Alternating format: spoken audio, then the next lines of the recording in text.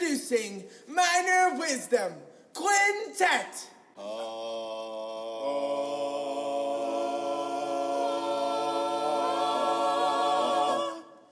1, 2, a skidadidoo. Minor Wisdom. So this week, the week of TETA, I've got Mr. Jason Duga. Jason is one of many theater teachers, obviously, in Fort Bend, but he is a middle school theater teacher, and I believe the first Fort Bend teacher that I've had on. I've had Philip Taylor, but he doesn't count as a teacher, and he's no longer in Fort Bend, but I believe Jason is the first one. I could be mistaken. I'd have to go back and look, but it's been a long road so far, in the upper 30s now with episodes, so that's great. I appreciate the support. I've heard a lot of feedback just like in person, and speaking of in person, I would love to see all of you at TETA that are attending. I will be in the Techland booth.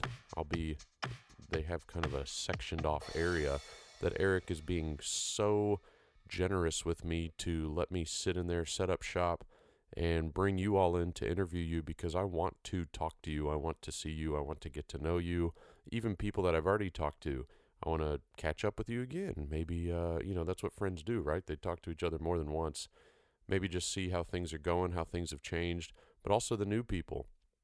I want to find out who you are, get some content for the future Minor Wisdom podcasts. So make sure you check me out on the exhibit floor at TETA in the Techland booth. I will also be walking around. I'll be mobile as well, so just look for me. I'll be wearing my purple Minor Wisdom shirt a couple of the days, so make sure that you stop me. Don't be shy. We could maybe even grab a drink or two after we record, maybe even while we record. I don't know, whatever you're into, but please, again, don't be shy. Thanks for all the support with those people that bought shirts. That has ended. I might do something again a little later, but that money will go to the relief in the Bahamas, even though I know we could use it locally here in Houston, Texas, because of the past week. Speaking of the past week, it's been a heck of a week. This past week was my daughter's birthday. She was homesick, and she did not like it. She is the product of 2 theater teachers, so the last thing she wants to do is sit at home alone and sulk. She is not a drama queen. Well, not a drama queen in that sense, but she was very bored and wanted to be around with her friends, but she was sick. I had a good friend pass away this week, too, in New Orleans. So all of you that listen that know Scott Wilson, it's very sad to see somebody his age get traumatized so early and pass away from his medical issues. But we will miss you, Scott. I'm glad I got to see you one last time in New Orleans. And people that pass away in their 30s, we clearly know it's way too early. I also had a show open this weekend, and it closed, The Revolutionist, and that came and went. First show of the year.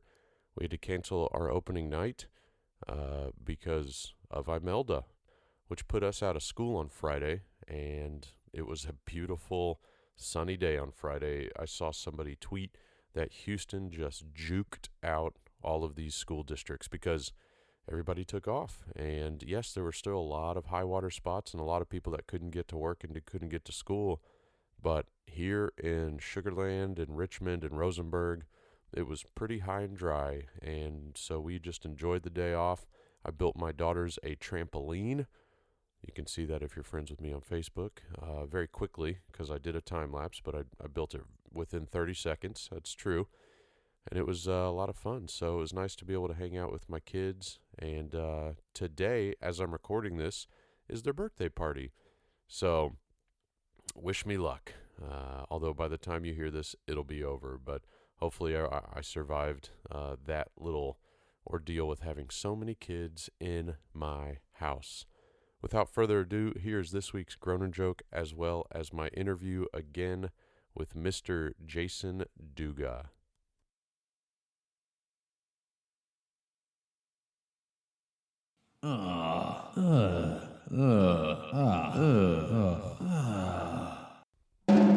What do you call an angry cow?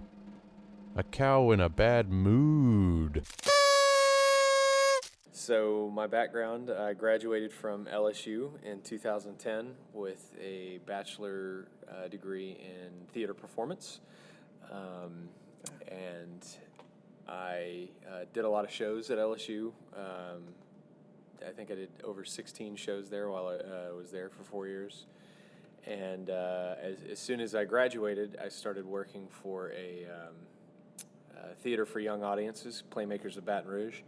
And I started acting in their shows as sort of like the professional actor, and I got to act with all the kids there, and I started to realize that working with kids while doing the acting thing was really amazing. It was it was incredible, and so I started teaching for them and doing things like stage combat.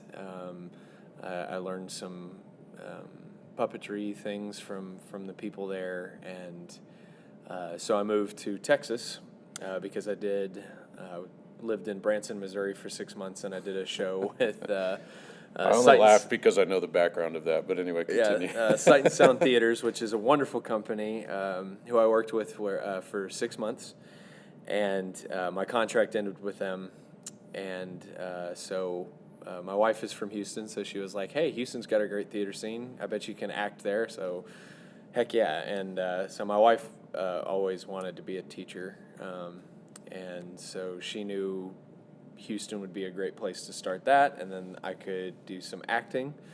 So I started, the first company I worked for here was Mildred's Umbrella, and I did Pollywog was the first show that I did with them, and I met some really, really cool people on that production, and then I just started getting more and more work. I worked with Stages Repertory for a little while. I did 3 shows with them, and one of the coolest things to come out of that through meeting people was my work at the Alley. And so I started with the Alley Theater. Mary Sutton has this wonderful program that's called Staging STEM, where we go into elementary schools and we teach STEM subjects, which is, math, science, but we do it with theater games. And so I would go in and work with like second graders, first graders, up to 5th grade. And I did that for 3 years, and we'd do 2-week residencies. And I remember I was at Arizona Fleming, and I was there by myself. I did a whole residency, and it was just me being there as the teaching artist. And the staff there, and they're, of course, the Fort Bend ISD school, were like, man, you're pretty good at this. And I hadn't thought about it before because I was just like, I'm going to be an actor. I'm going to be on stage forever. And I talked to the principals there, and I talked to the, I think it was the 4th grade team, and they were like, you should really think about doing this. And I'd never really thought about it before. And so then I started taking steps to do that, and then I was lucky enough, you decided to have a child, and I got to be the long-term sub for your wife. In defense, I didn't decide. My wife had the child. I took part, but I'm not going to get into details. Oh yeah. Yeah. But yeah, I was lucky enough to be her long-term sub, and so that was your first kind of teaching, or like public school teaching gig. Yeah. Like as a public school teacher, not as a guest artist. Yeah, doing the whole grade book thing and learning that side of the job, which was really cool because... Well, because you were with your wife. Yeah. Is that what you were about to say? Yeah. I kind of I finished your sandwich there. That's okay. Frozen reference. Well, that's so. But now you're in your 3rd year, right? At the middle school level. Started 3rd year. Okay. But your aspirations, fair to say, are kind of to be an elementary, kind of a, not necessarily elementary theater teacher, but because you seem to enjoy the STEM side of things so much, or the integration of, let's do the basics with theater, and you're gonna unintentionally learn. You're gonna have fun while learning. Yeah. Would you say that is one of your now passions, or is it still just to do theater? Does that make sense? Yeah, I think I would love it if we had a sort of program, sort of like the Alley. The reason that I moved on from the Alley wasn't because I loved working there and we parted on really great terms, but I felt like I wasn't working enough. Like I wanted to teach more and more and more of this. this stuff. So I would really love a program in the future, because elementary, those kids, like especially my kindergartners and first graders, theater was life skills class, Right. like standing in a circle, making eye contact. And then as we got up to like the fifth grade, we could actually do like real, performances and things like that. But I think that there's a real niche for it, because theater is everything. So you can literally put math, you can Right. put science, you can put anything on it, and the kids just loved it. I mean, we were learning concepts like multiplication tables and like the Common Core math, which is super boring. But when we did it with theater games and we were talking, we'd create wizards and make a play up about multiplying, and the kids just ate it up. And I was like, oh wow, this really does work more than I thought it would. Yeah. Did you find when you got into middle school, because in our district, we lack a lot of. We're growing it. We're trying. We're Yeah. slowly growing theater in elementary. And most districts don't have elementary school theater. They might have an English teacher that dabbles in it, that kind of thing, but they don't have that person on campus. We've got two schools now, one school now that has that in the elementary system. Excuse me. But did you find when you got into middle school that there were basics that these middle school kids didn't know that you were also teaching that kindergartner, that first grader back? Does that, Yeah. so that it's kind of like, whoa, it would really be helpful if we had it in elementary, so that this sixth grader does know how to stand and look at each other in a circle and make eye contact and use their diaphragm and kind of the basic theater things.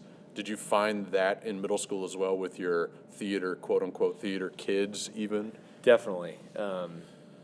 It's really interesting. I would love to see, like, if I could work with a kid, in second grade and then see what The progression. Yeah, the Yeah. progression, because when we get them in sixth grade, it's some of them have taken like a summer camp, or Sure. they've done something at church, or some other extracurricular, and so those are the kids that really, I'm like, okay, so you've had some sort of training before, and then you Yeah. have the kids that have just never stood up in front of anyone before. Mm-hmm. They may have given like a presentation in fifth grade, or fourth grade, where they stand up and do a little speech. But for the most part, I think kids would really benefit, especially at that early age. Like, it's okay to get up and act kind of crazy and get out of your chair and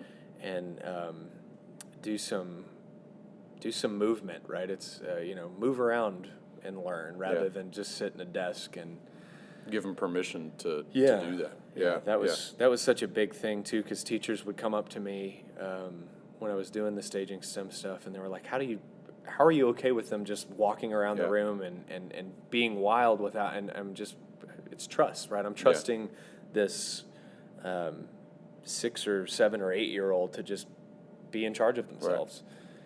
And Did you have a line? Did you have a moment where or did you know like where that kind of like, okay, this kid is actually taking advantage of this now and acting a little too much out, or acting out a little too much? I spoke English gooder. Yeah. It was nice being the guest artist, because You're like a grandparent. yeah. Yeah. I was the fun person that would show up, and they were like, Mr. Duga's here, and then Yeah. I would kind of rile them up. I'm sure that some teachers were probably not so happy with me, Right. because I would, they would get so excited, and then I have to go and sit back in the desk. There were times where kids would be kind of out of control, and the teacher, the classroom teacher Right. was always in there with me, and so she would go over and say, hey, come sit down for a second. And then I started to learn, like, the teacher didn't have to do it, and I would say, hey, you know Right. what, you need to take like 2 minutes. But it would never be, I never ever kicked a kid out, because Right. if I did, 2 minutes was enough, because they were like, oh, no, everyone's having too much fun. Right. Playing these games or doing this activity, and if I'm sitting out for 2 minutes, I have to get back in. Right. And so that was huge. There's so having a 7-year-old kid, and I can say 7 now because she just had her birthday. Mm-hmm. My wife would be mad when she wasn't 7 yet, and I would say 7-year-old. Anyway, I digress. But having that kid, the biggest thing that I've noticed, even with Eleanor, who's 3, almost 3 as of Monday, they have massive FOMO. Like even kids have this fear of missing out. Oh, yeah. Like that age group is they're so like interested, and their intrigue is so high, and like so when they do get pulled aside and say, hey, you're not gonna be able to do this for the next, like you said, 2 minutes, 3, 4, whatever, they gets them so, they get so tense, they get so upset with that. Like I've seen my children get more upset over missing out on something than like falling and scraping their knees. You know what I mean? Like they cry more because I'm like, no, you can't do that, and they just throw a fit. Maybe that's something about my parenting. I don't know, but that's a big thing at that age. Yeah. That's a good tactic. You can't use that with high school kids. No. Yeah, they're like, oh, I get to sit out. Yeah. You've got to sit out for 5 minutes. Oh, sweet. Sweet. Yeah. And can I be on my phone? No. Oh man. But yeah. So I get that. What is something that you learned to appreciate with that age group that surprised you?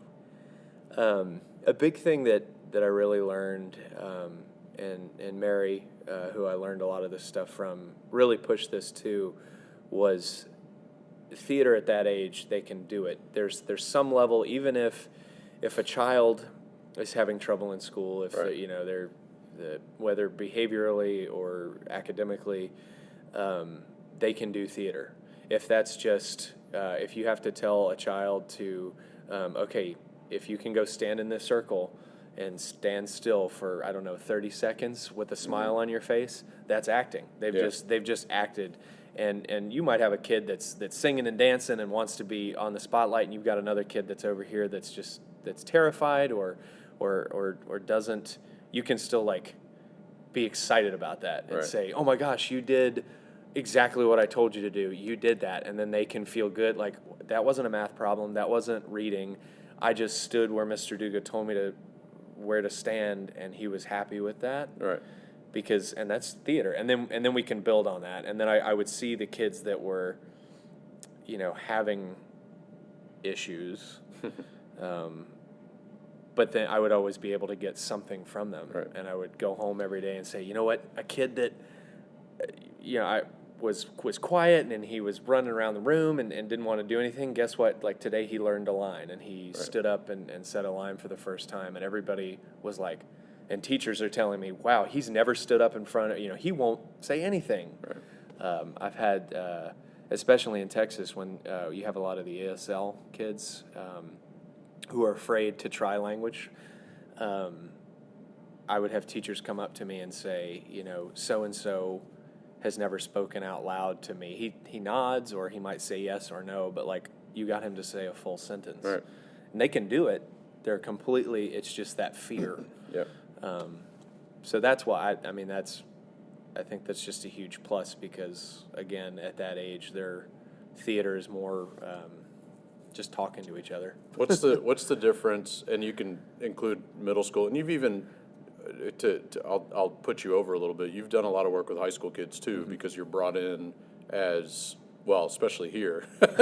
We've brought you in quite a bit because of the connection. But you've worked with other high school kids. Even at our summer camp and all that stuff. So you can use any of these examples. But what's the difference, or any of those kids as examples?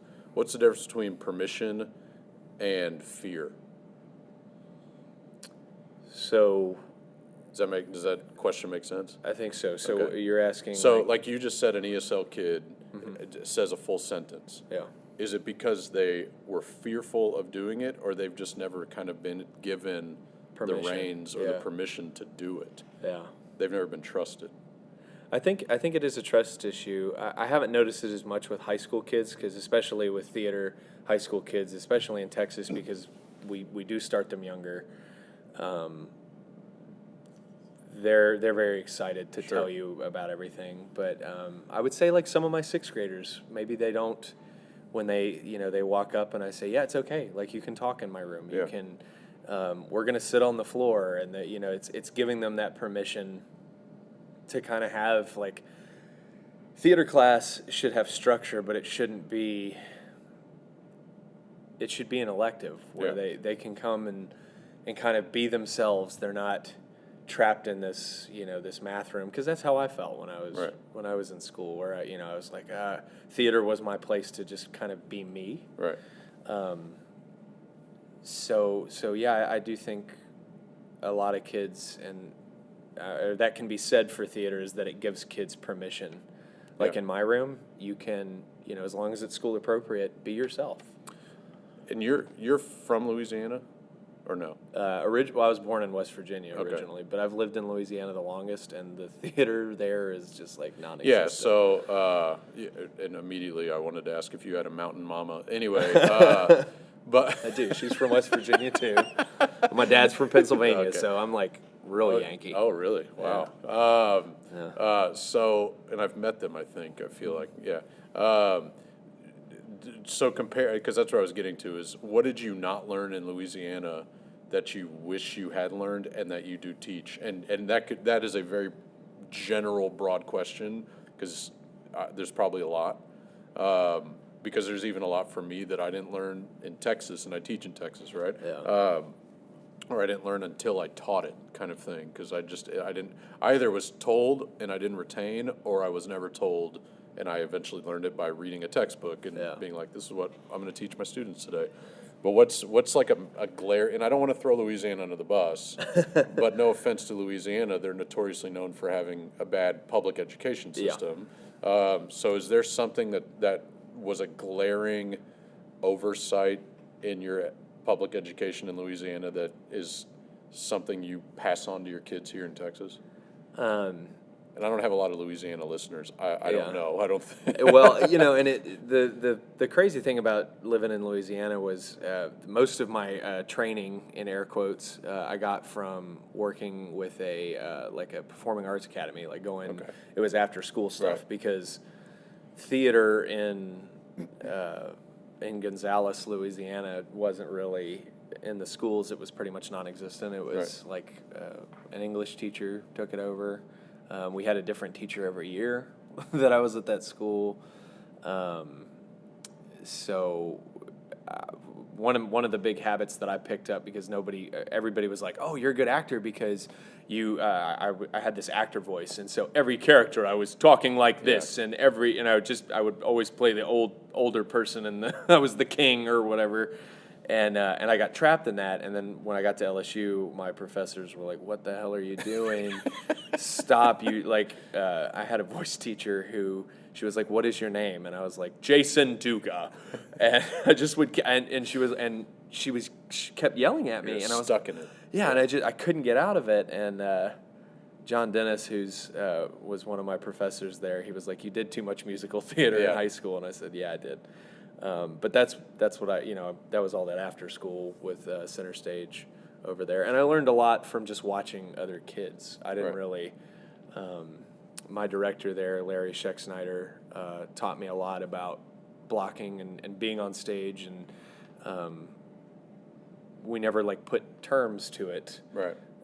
You knew what it was, you just didn't know what it was called, And I think the other sort of training I got was when I lived in the Woodlands for middle school through ninth grade. And so, that's when I met David Brumfield, and I took his theater class. Keith Brumfield. Keith Brumfield. But but that's okay. And he's old, he forgets his name too. And, so I met Mr. Brumfield there, and I remember his class, and I remember learning stage directions in that class and things like that. So I got that stuff, and then when I moved to Louisiana, I knew that I had this actor voice that people like to listen to, and then I just kept going with that. But a little plug for Keith Brumfield this weekend when this drops. It'll be Sunday. Sunday, but this weekend, the coming weekend, they're doing Matilda up in the Woodlands. Okay. So Class Act Productions. Usually I would be there, but I've got this little show going on here as we record this podcast. Sorry, Mr. Brumfield. I can't believe I forgot your first name. Hey, I have a friend, David Brumfield, and he knows himself as Mr. B. I don't think he remembers that he's Keith. Age will do that to you. Yeah. So, what's your biggest aha moment as a teacher that you can think of? Maybe something you didn't know you were going to get into, something you didn't expect from the profession, maybe you just had this kind of like, oh, kids can do that, that kind of thing. Got narrowed down to one. I think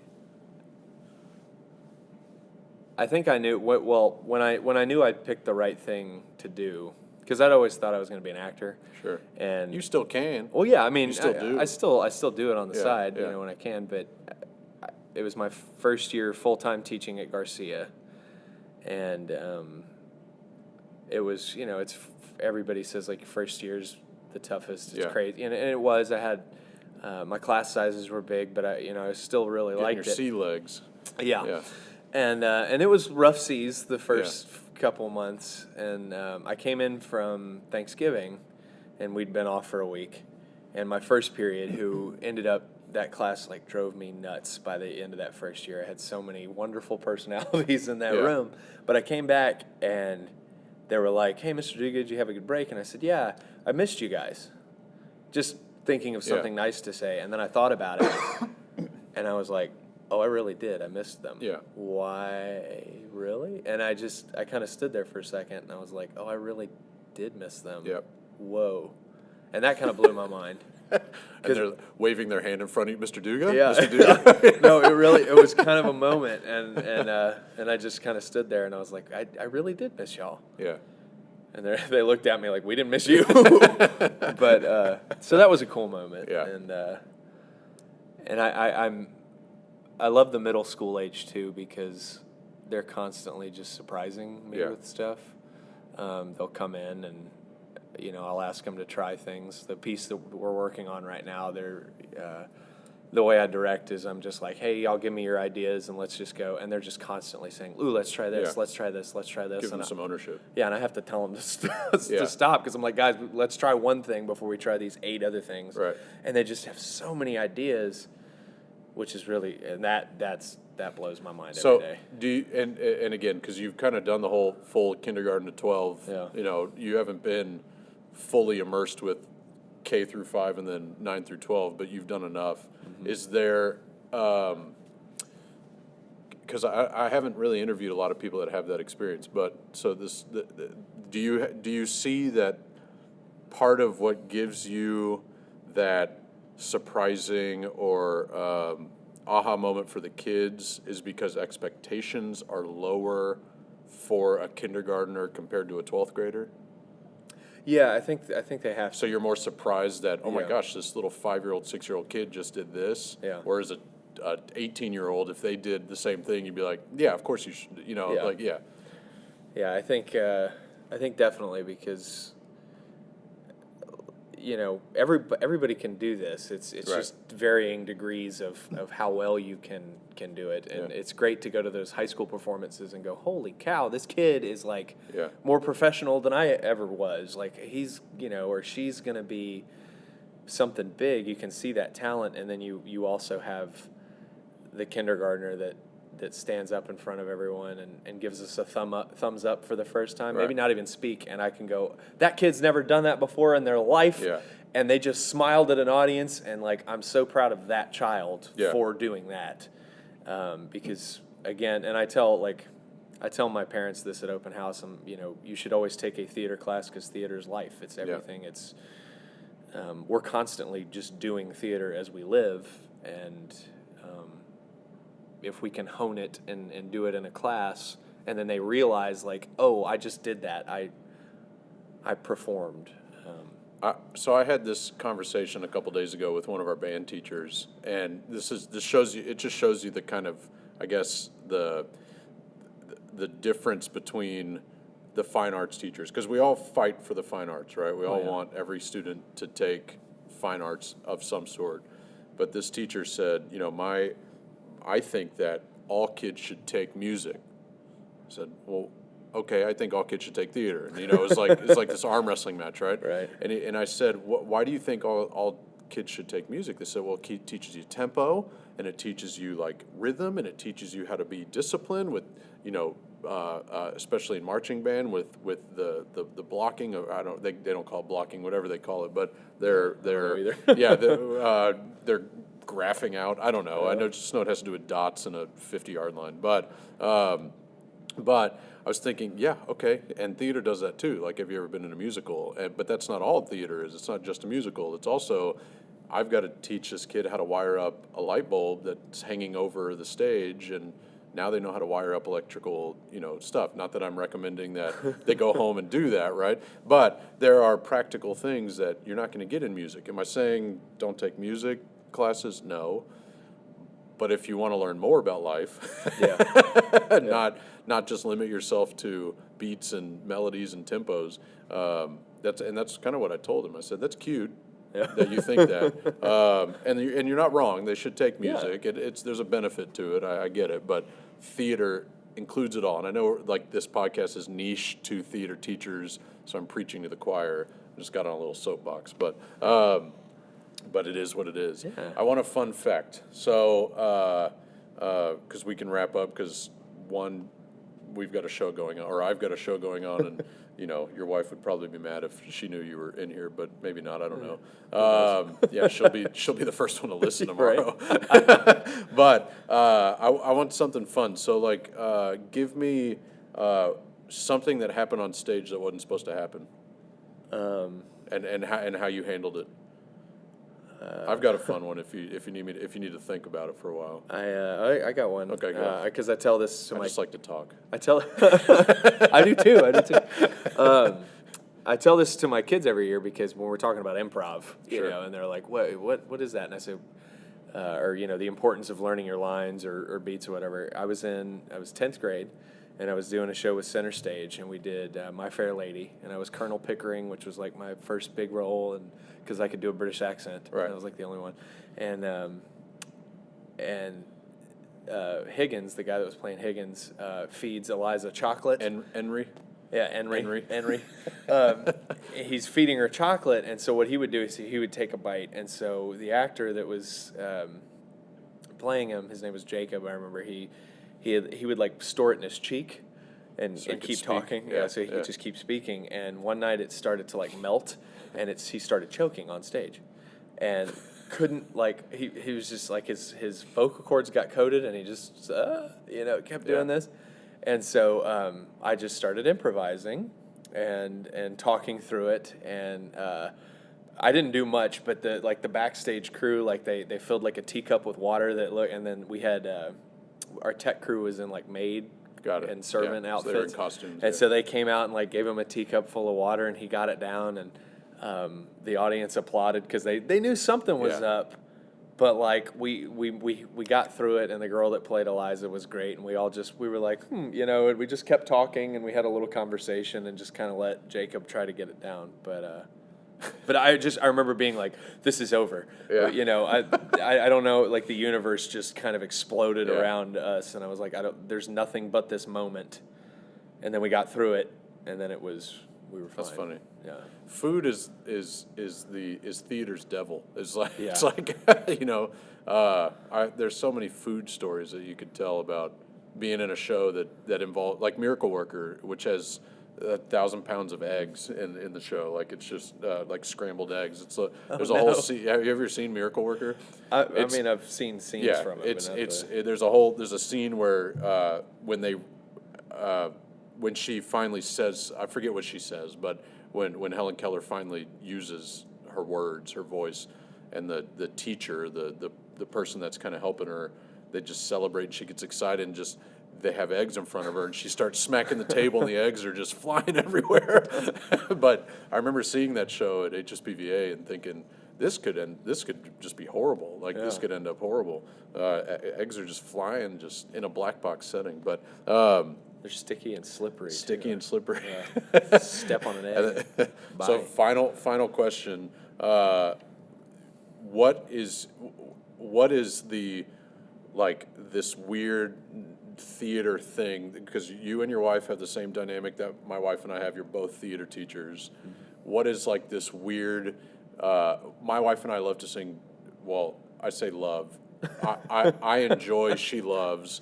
Singing musical songs. Like the best thing that's happened to us is this summer we bought new cars. I know, but we'll get into that later. Together, and we both have free Sirius satellite, Oh, XM sat. So now we have the Broadway station on when we have the kids in the car, and we're singing these Broadway songs, right? And that's just only theater teachers are going to do that. Yeah. You're not going to find like the football coach and his wife who teaches math doing that. Maybe you will.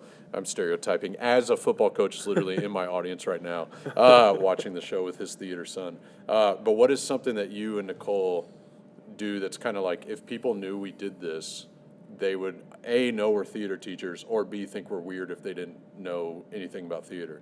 Well, we also have a Spotify musical playlist that on Okay. every road trip that we take, we just, it's all of our duets that we sing together. Do you ever do any Sonny and Cher? No, because I would have to be Cher. Yeah, right. Because that's not Sonny and Cher, but anyway, yeah. I don't know. I think what's been really cool about Fort Bend is that she and I both work with so many different kids across Yeah. the district, and just kids recognize us. Yeah. And I know they recognize you and Jennifer too, and that's huge for me. Yeah. Just because kids come up to me and they're like, yeah, I was with you and I did this summer camp, or when you came and helped my school do this, and I met you then, and I try to remember everybody. Yeah. But we're just kind of this kooky couple that just does weird theater So stuff you together. say that, and it made me think of something. Do you Yeah. think, because I agree, I'm well known in my district because of our Baber Awards, I think mostly, and it's summer camp too. But you're well known because you get in front of the kids and teach them classes.